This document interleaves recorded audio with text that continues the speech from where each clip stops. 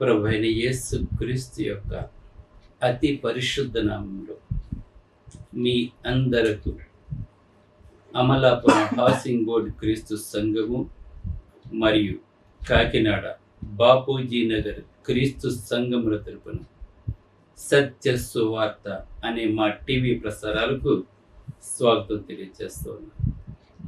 ఈవేళ ఎవరు అబద్ధ బోధకులు ధ్యానాశం ప్రార్థన చేసుకుందాం.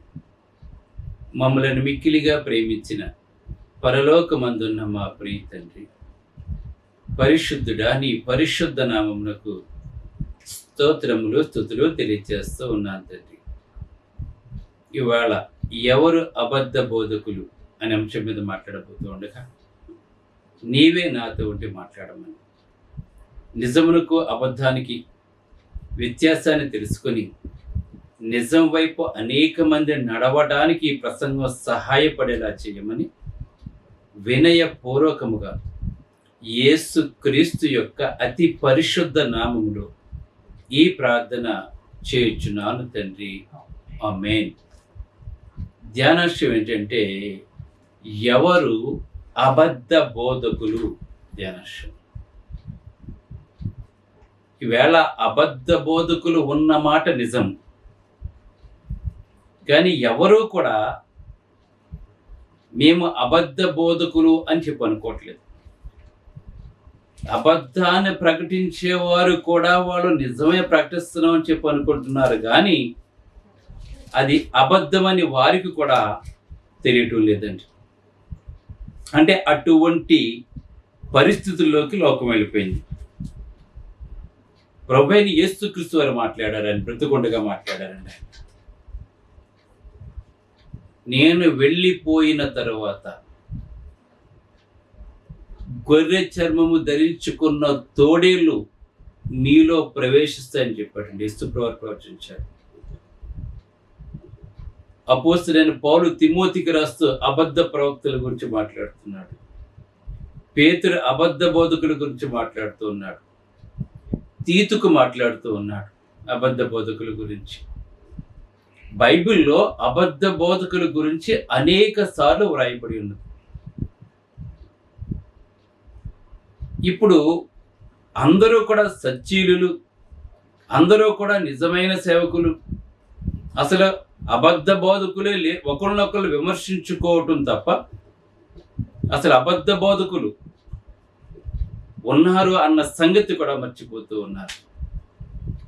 ఈవేళ అనేక మంది అబద్ధాన్ని ప్రకటిస్తూ ఉన్నారండి. ఈవేళ ఈ అబద్ధ బోధకులు అంటే ఎవరంటే సాతాను యొక్క దూతలండి వాళ్ళు.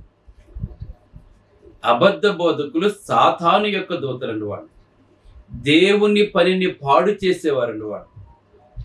అందుకే యేసు ప్రభువారు ఒక ఉపమానం చెబుతూ, ఒక రైతు గోధుమలను విత్తినప్పుడు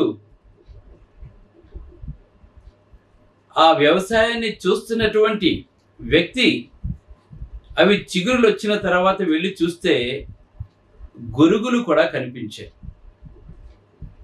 అప్పుడు అతను వెళ్ళి యజమాని వద్దకు వెళ్ళి, అయ్యా, మనం విత్తినది గోధుమలే కదా, గురుగులు ఎలా వచ్చినాయి అని అడిగాడండి. అప్పుడు ఆ యజమాని, ఇది అపవాది యొక్క పని, ఇది శత్రువు యొక్క పని అని చెప్పాడండి.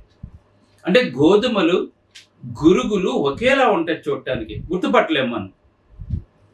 రెండు ఈక్వల్గా ఉంటాయండి. ఎంతోమంది కాని వాటిని గుర్తుపట్టలేరండి. అలాగే వేళ సత్యము అబద్ధము కూడా పక్క పక్కనే ఉంటున్నాయి. సత్యమేదో అబద్ధమేదో తెలుసుకోలేని స్థితిలో ఈవేళ లోకం ఉంది.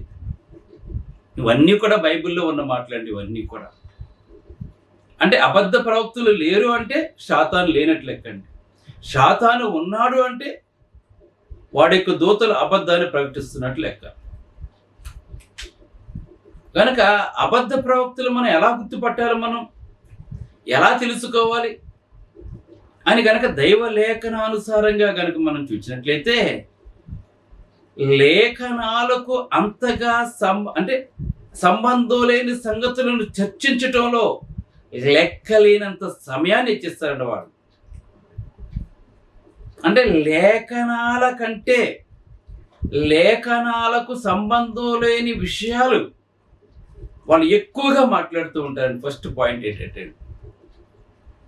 అంతేకాకుండా వాక్యానికి కలిపి చెడిపిన వారండి వాళ్ళు.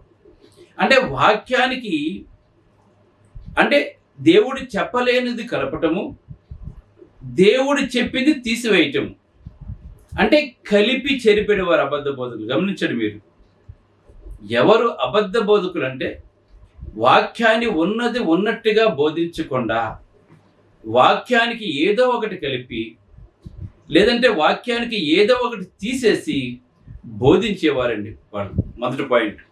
ఇక రెండో పాయింట్ ఏంటంటే, వీళ్ళ లేఖనాల కంటే లేఖనాలతో సంబంధం లేని సంగతులను చర్చించటంలో లెక్కలేనంత సమయాన్ని హెచ్చిస్తారండి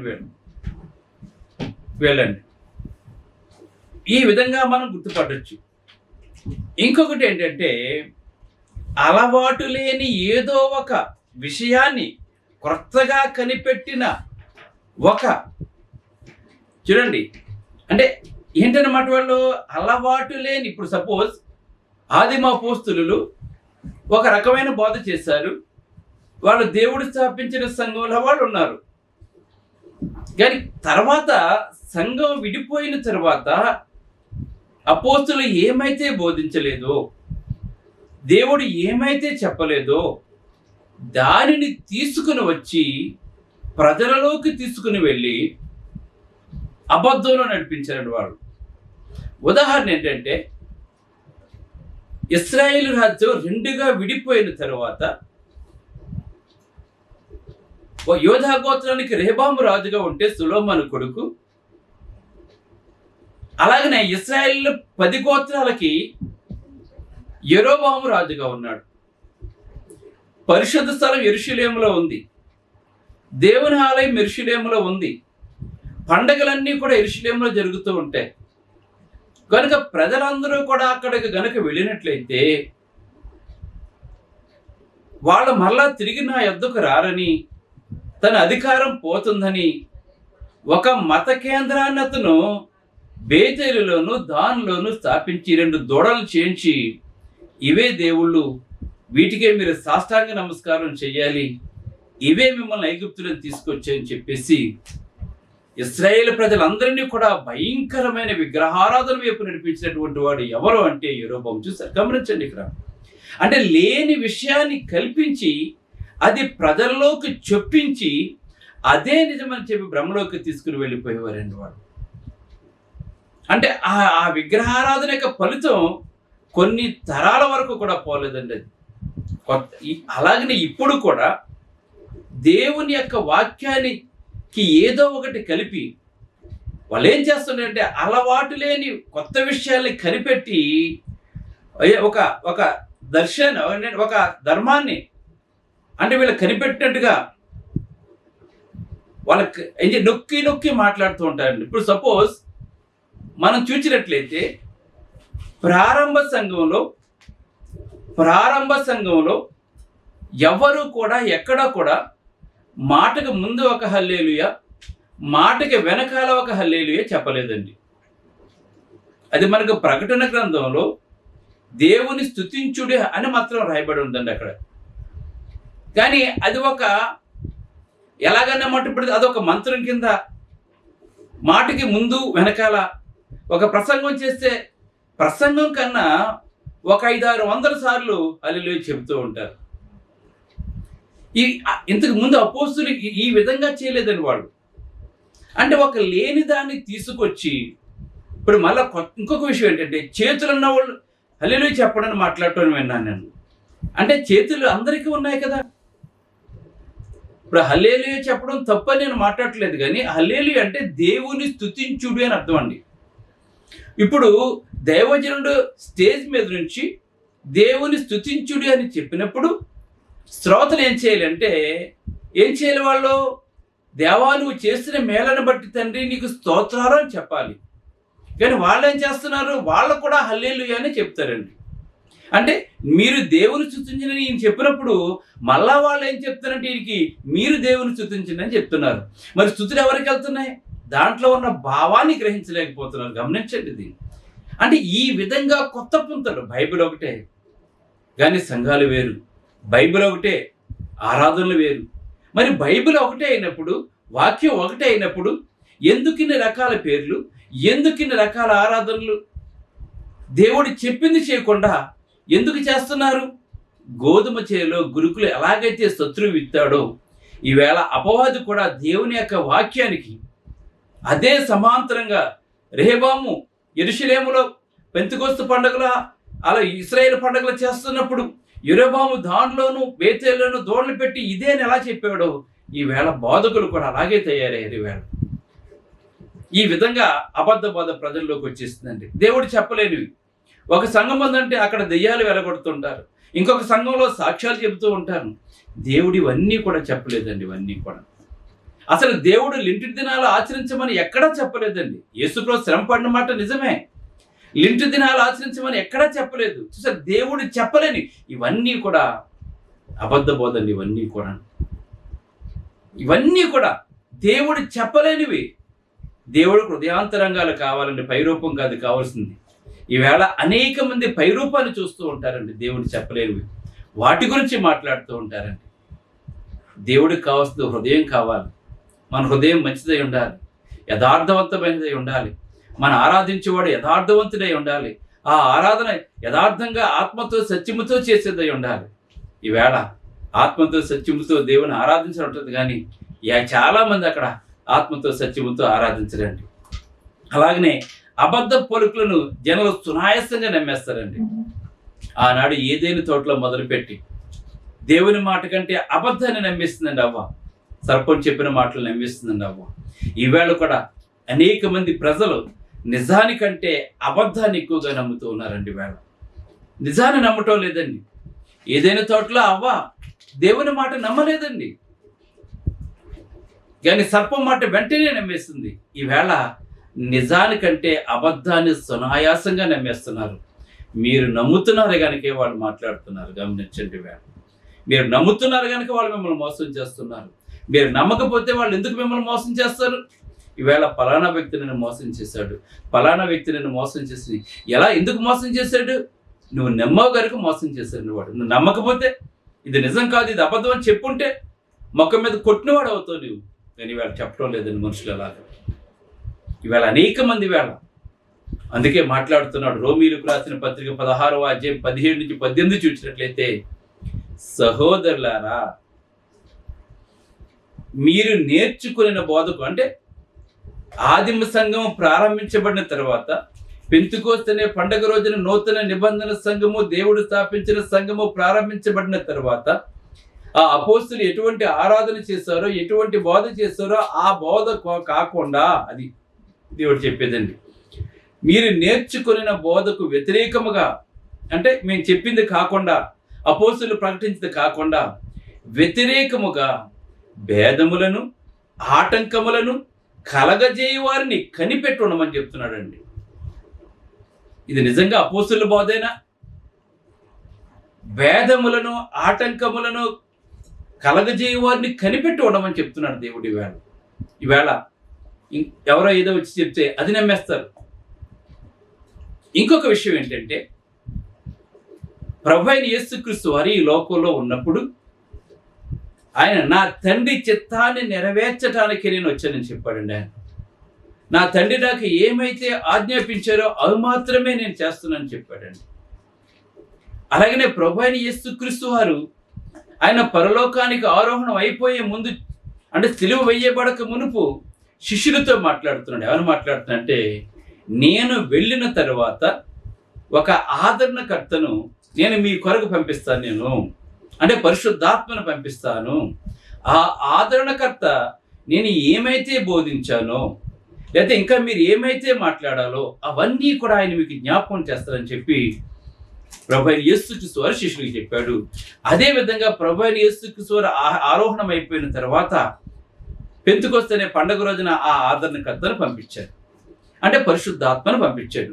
ఆ పరిశుద్ధాత్ముడు ప్రభు అయిన యేసుక్రీస్తు వారు ఏమైతే బోధించారో, వీళ్ళు ఏమైతే బోధించారో అవన్నీ కూడా అపోస్తులకు తెలియజేశారు. గమనించండి, తండ్రి చెప్పింది కుమారుడు, కుమారుడు చెప్పింది పరిశుద్ధాత్మ. ఆ పరిశుద్ధాత్మ ఏమైతే చెప్పిందో అపోస్తులు అదే బోధించారు తప్ప వేరే ఏది బోధించలేదు. గమనించండి, ఇక్కడ తండ్రి, కుమార, పరిశుద్ధాత్మ, శిష్యులు. శిష్యులు ఏమైతే చేశారో కొత్త నిబంధనలో అదే లిఖింపబడిందండి. అంటే తండ్రి, కుమార, పరిశుద్ధాత్మ, శిష్యులు, వాక్యం 5. దీనికి మనం ఏది కలపకూడదు, మనం దీనికి ఏది కూడా మనం తీసివేయకూడదు. మనందరం తెలుసుకోవాలి ఇది. ఈ వాళ్ళు ఏం చేస్తారు ఇప్పుడు? అందుకే ఇక్కడ మాట్లాడుతున్నాడు, మేము ప్రకటించినది కాకుండా వ్యతిరేకంగా భేదములను ఆటంకములను కలగజేయవారిని కనిపెట్టి ఉండండి. అంటే దేవుడు చెప్తుంటే ఈవేళ మళ్ళా దేవుడు ఏంటి దేవదాసయ్య గారికి బయలుపరిచాడు బైబిల్ అని మాట్లాడుతూ ఉంటారు. ఇక్కడ 5గురే పాత్రలు. ఇక్కడ మళ్ళీ వేరొక వ్యక్తికి ప్రచురపరచవలసిన అవసరం లేదండి. కొంతమందికి బాధ అనిపించి వచ్చే విషయం. ఇవన్నీ కూడా మనుషులు కల్పించినవండి. ఇవన్నీ కూడాను బైబిల్ అదే చెప్తుందని మనకి. ఇంకా చూడండి, వారిలో నుండి తొలగిపోండి అని చెప్తున్నాడండి. ఇంకా అట్టి వారు మన ప్రభు అయిన యేసుక్రీస్తుకు కాక తమ కడుపులకే దాసులండి. అంటే వీళ్ళు ఏంటి భేదాలు ఎందుకు కలగజేస్తున్నారు?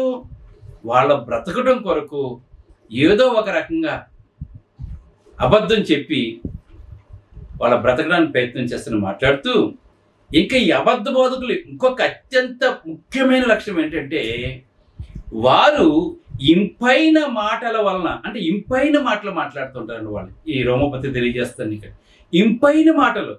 ఈవేళ మీరు చాలా మందిని చూడండి, ఈవేళ వాళ్ళ భాష ప్రత్యేకంగా ఉంటుంది. నొక్కి పలుకుతారు, ఒత్తి పలుకుతారు. ఒక ప్రత్యేకమైన, ఎందుకంటే అబద్ధం ప్రజల్లోకి తీసుకువెళ్ళాలంటే ఆ ప్రత్యేకమైన భాష ఉండాలండి. ఈ జనం అనుకుంటుంటే అబ్బా ఎంత బాగా చెప్తున్నాడో అనుకుంటారు వాడు. అంటే అదేంటిది? వారి ఇంపైన మాటలు, ఏదైనా చోట్ల కూడా సర్పం కూడా ఇంపైన మాటలు మాట్లాడింది, అందుకే నమ్మేశారండి వాళ్ళు. ఈవేళ అనేక మంది, ఈవేళ 30,000 మంది వచ్చేస్తారు, 40,000 మంది వచ్చి ఎందుకు వస్తున్నారు? ఇంపైన మాటలు మాట్లాడతారండి వాళ్ళు. మీకు నచ్చే మాటలు మాట్లాడతారు, మీరు మెచ్చే మాటలు మాట్లాడుతుంటారు. బైబిల్ ఉన్నది ఉన్నట్టు బోధిస్తే పారిపోతారు మనుషులు, తెలుసా మీకు? బైబిల్ ఉన్నది ఉన్నట్టే బోధించాలి. అవి మనిషిని ఆత్మకడ్గం ఏం చేస్తా నరుక్కుంటే వెళ్ళిపోతుందండి అది. అపోస్తలులు అలాగే బోధించారండి వాళ్ళు. వాళ్ళ నవ్వుతూనో కామెడీ చేస్తే ఎక్కడ ప్రసంగాలు చేయలేదండి వాళ్ళు. వాళ్ళు మాట్లాడుతుంటే అధికారుల వలె ఉండేదండి. అపోస్తలులు గారు, యేసుప్రభువు గారు మాట్లాడుతుంటే అధికారుల వలె ఉండేదండి.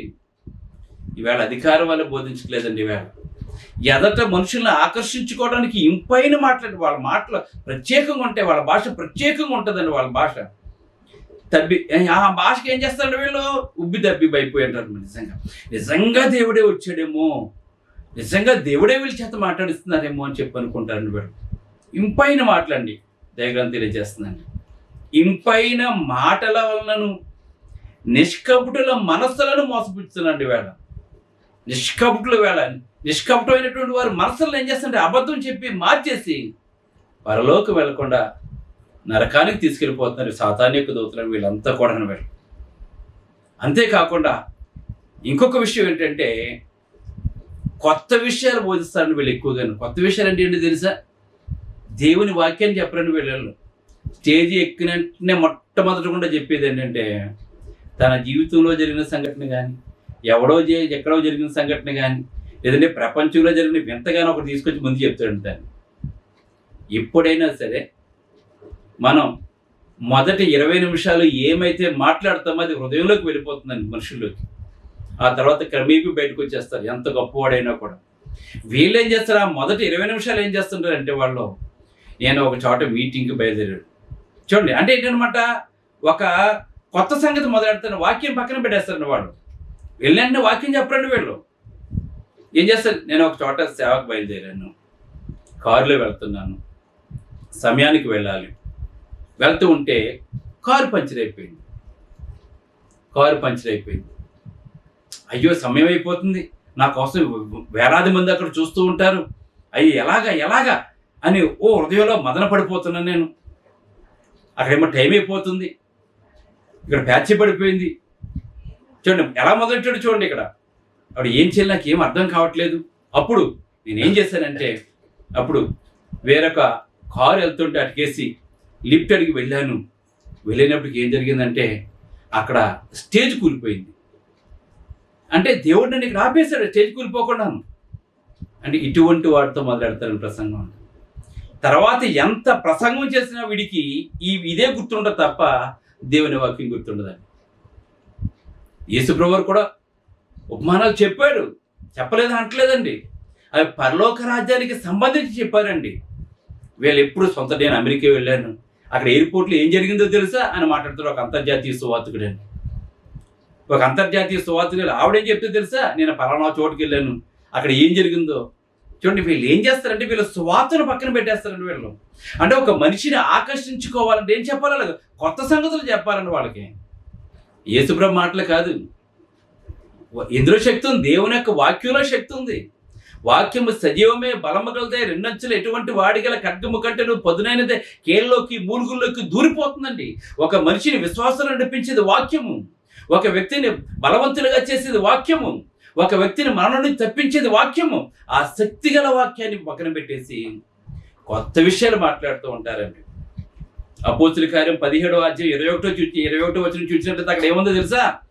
అపోస్తుల కార్యం 17వ అధ్యాయం 21 ఎథెన్సులో ఉన్నవారు అందరూ అక్కడ నివసించు పరదేశులను ఏదో ఒక కొత్త సంగతి చెప్పుటయందును వింటయందును మాత్రమే కాలము గడుపుచుండేవారండి. అక్కడ చూసారా, అలా అతి దేవతా భక్తి గలవారండి వాళ్ళు.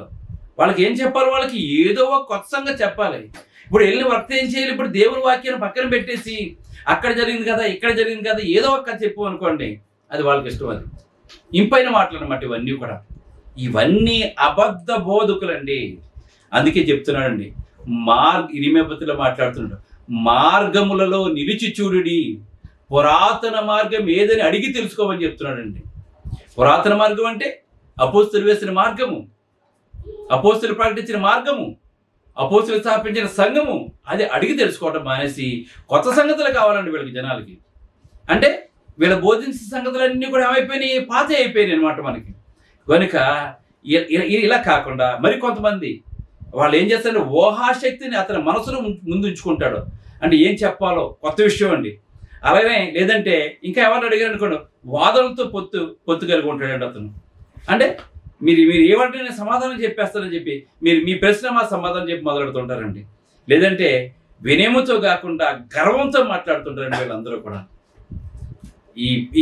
ఈ అబద్ధ బాధకుల్లో వినయం ఉండదండి, గర్వం ఉంటుంది. వినయం ఉన్నట్టు నటిస్తుంటారండి వాళ్ళు, కానీ లోపల గర్వం ఉంటుంది. మనం చూడండి వేళ, మీరు సతీష్ కుమార్ని చూడండి, కొంతమంది చూడండి వేళ, వాళ్ళ మాటల్లో గర్వం కనపడుతుంటుంది మనకి.